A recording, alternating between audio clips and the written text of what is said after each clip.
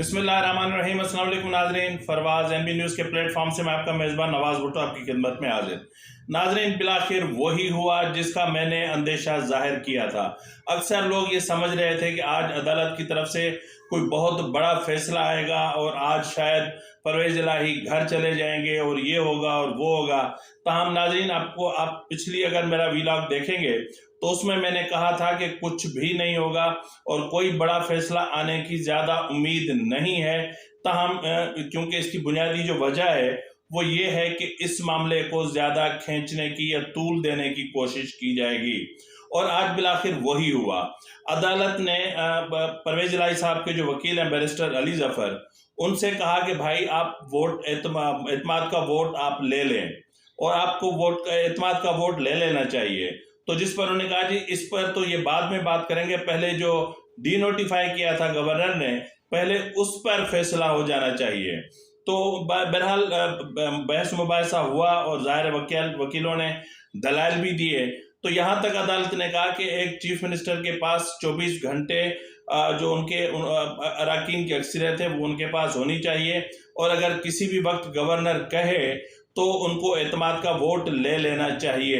नाज़रीन, अदालत ने दो टोक अल्फाज में कहा कि आप कुछ भी कर लें, आपको एतमाद का वोट तो लेना ही पड़ेगा। और इसके अलावा नाज़रीन, केस की समाअत की इब्तिदा में ही परवेज़ इलाही के वकील को एक पेशकश की गई अदालत की तरफ से कि आप एतमाद का वोट ले लें। और जबकि इससे पहले वाला जो ऑर्डर हमने किया था जिसमें आपको 18 दिन मिल गए थे, इसमें भी आपको ये कहा गया था कि आप चाहें तो एतमाद का वोट ले लें।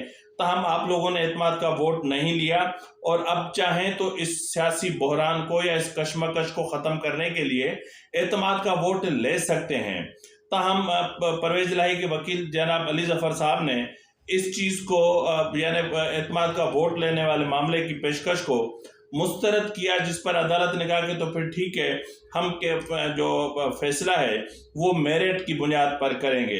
नाज़रीन, इस केस की समाअत 5 रुकनी बेंच कर रहा है और जिसकी सरबराही चीफ जस्टिस कर रहे हैं।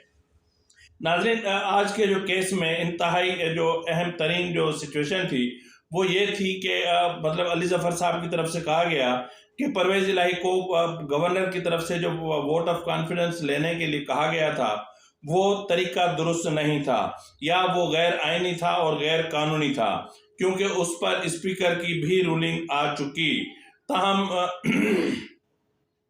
ताहम अदालत ने दो टोक अल्फाज में कहा कि जो था सो था, इसमें कोई शक नहीं है कि रात को नोटिफिकेशन जारी किया गया और होना ये चाहिए था कि गवर्नर की तरफ से जो एतमाद का वोट लेने की बात की गई थी उसमें कम से कम 3 दिन का उनको टाइम दिया जाना चाहिए था, लेकिन 3 दिन का टाइम नहीं दिया गया और एक ही दिन में उनको एतमाद का वोट लेने के लिए कहा गया।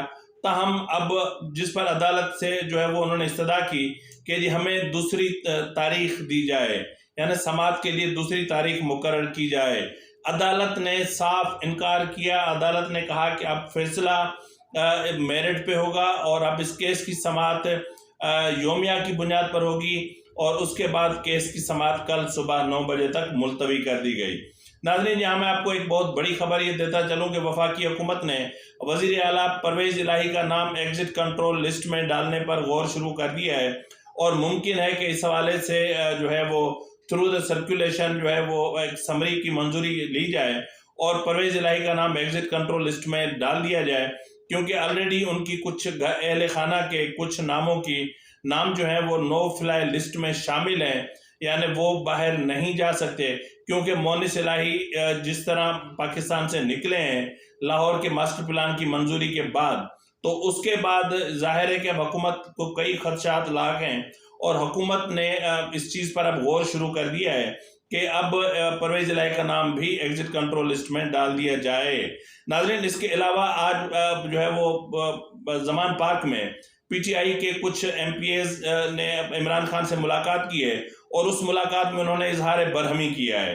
उन्होंने कहा है कि आप क्या समझते हैं हम कोई बिकाऊ माल हैं, आपके जो मरकज़ी क़यादत है वो, और आप अक्सर कहते रहते हैं कि हमारी बोलियां लग रही हैं, हमें ख़रीदा जा रहा है, हमें 5 करोड़ की ऑफ़र हो रही है, اس طرح کرنے سے آپ ہماری توہین کر رہے ہیں، ہماری تذلیل کر رہے ہیں، اور اس سے ہمارا جو ہے وہ عزت نفس جو ہے وہ مجروح ہو رہی ہے۔ اور اس طرح کیا ہم کوئی مطلب ایسے ویسے ہیں کہ آپ بار بار آپ کے لیڈروں کی طرف سے اس چیز کا اظہار کیا جاتا ہے کہ ہمیں خریدا جا رہا ہے یا بیچا جا رہا ہے۔ ہم نہ تو خریدنے کے لیے آئے ہیں، نہ بکنے کے لیے آئے ہیں۔ ہم آپ کے ساتھ تھے، ہم آپ کے ساتھ ہیں، ہم آپ کے ساتھ کھڑے رہیں گے۔ ہاں البتہ جنہوں نے آپ کے ساتھ نہیں کھڑا ہونا وہ نہیں کھڑے ہوں گے۔ کم سے کم اب اس طرح کے الزامات عائد کرنا بند کیے جائیں۔ تو بہرحال ناظرین، یہ تو ایک پی ٹی آئی کے اندر ایک یوں سمجھ لیں کہ ایک ڈرٹی پالیٹکس چل رہی تھی کہ اپنے ہی اراکین کی توہین کی جا رہی ہے، اپنے ہی اراکین کی تذلیل کی جا رہی ہے۔ ان کو زمان پارک کے باہر گیٹ پر کافی دیر تک کھڑا کیا جاتا ہے، اور ان کی تلاشی، پھر ان کا پروسیجر، پھر موبائل فون باہر رکھیں، پھر یعنی وہ اراکین اسمبلی یوں سمجھ لیں کہ جیسے اندر تو نہیں جا رہے، وہ ایسا لگتا ہے کہ جیسے کسی قیدی سے ملنے کے لیے اندر جا رہے ہیں۔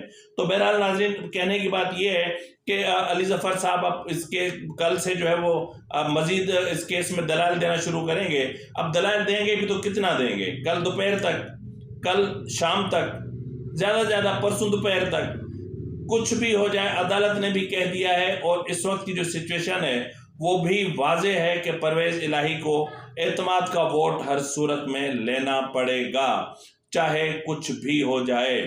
ٹھیک ہے، ان کو ڈی نوٹیفائی کرنے والے لیٹر کو اس کو کالعدم قرار دیا جا سکتا ہے، لیکن آئین کے آرٹیکل 130 کی سب سیکشن 7 کے تحت جو لیٹر جاری ہوا ہے اس کو کسی صورت کالعدم قرار نہیں دیا جا سکتا۔ اسی کے ساتھ ہی اپنے میزبان نواز بھٹو کو اجازت دیجیے۔ اللہ حافظ۔